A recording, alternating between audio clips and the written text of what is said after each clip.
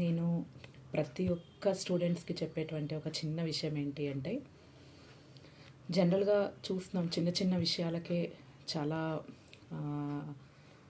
Speed decisions అనేవి తీసుకుంటున్నారు. దయచేసి అలాంటి స్పీడ్ డెసిషన్స్ తీసుకోకండి. నిన్న రిజల్ట్స్ వచ్చాయి, కొన్ని ప్లేసెస్లో న్యూస్ చూశాను, మార్క్స్ తక్కువ వచ్చాయని, సూసైడ్ అటెంప్ట్స్ అని, అవన్నీ ఇవన్నీ.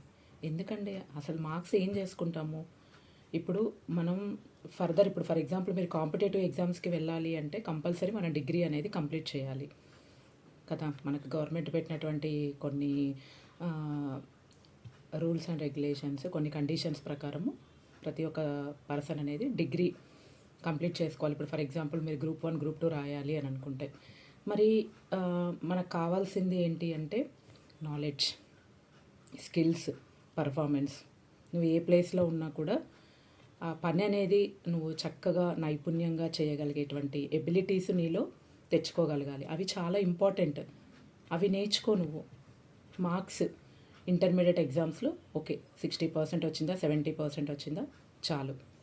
అవి రీచ్ అవ్వడానికి కష్టపడు, ఓకేనా. నాకు అసలు నేను ఇంటర్మీడియట్ కూడా పాస్ అవ్వలేను అనేటువంటి ఒక దిగులు వద్దు. దానికోసం నువ్వు కష్టపడు. ఇంటర్మీడియట్ తర్వాత మళ్ళీ ఇంటర్మీడియట్ పాస్ అయితేనే మనం డిగ్రీకి వెళ్ళగలుగుతాం కాబట్టి అక్కడ ఇంటర్మీడియట్ మార్క్స్ అనేది చాలా ఇంపార్టెంట్.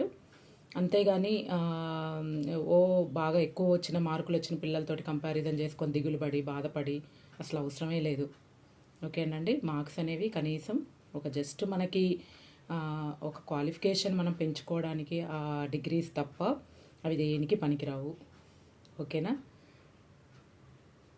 కేవలం మీరు ఇంప్రూవ్ చేసుకోవాల్సింది మీ స్కిల్స్. క్లాసెస్లో లెక్చరర్స్ క్లాస్ చెప్పేటప్పుడు చక్కగా కాన్సెప్ట్ అంతా కూడా బాగా నేర్చుకోండి, ప్రతిదీ వినండి, మీ మైండ్లోకి ఇంజెక్ట్ చేసుకోండి. సో మీరు మాట్లాడగలగాలి, బాగా కమ్యూనికేషన్ స్కిల్స్ ఇంప్రూవ్ చేసుకోవాలి. సో మీరు చక్కగా ఎక్కడ కూడా ఎలాంటి స్టేజ్ ఫియర్ లేకుండా, ఎవరి ముందు భయపడకుండా చక్కగా మంచిగా సమాధానం ప్రతి ఒక్కదానికి ఇవ్వగలిగితే మీరు సక్సెస్ అయినట్టే. అలాగే ఏ వర్క్లో అయినా మంచి నైపుణ్యంగా వర్క్ చేసుకోగలిగితే అవి నేర్చుకోండి, ఆ స్కిల్స్ నేర్చుకోండి. మీరు చదువుకునేటువంటి ఒక విద్యా సంస్థల్లో టీచర్ చెప్పేటువంటి ప్రతి ఒక్క విషయాన్ని గమనిస్తూ అవి నేర్చుకోండి. సో దానివల్ల ఏంటి అంటే తప్పకుండా మీరు సక్సెస్ అవ్వగలుగుతారు. ఎక్కడున్నా కూడా మీరు రాణించగలుగుతారు. అంతేగాని మార్క్స్ తక్కువ వచ్చాయనో, లేదో మార్క్స్ ఫెయిల్ అయ్యామనో, లేదా రాలేదనో అసలు చాలా స్పీడ్ డెసిషన్స్ అనేవి అస్సలు వద్దు, ఓకేనా. Have a nice day, my guys, my children. Okay, bye, take care all of you.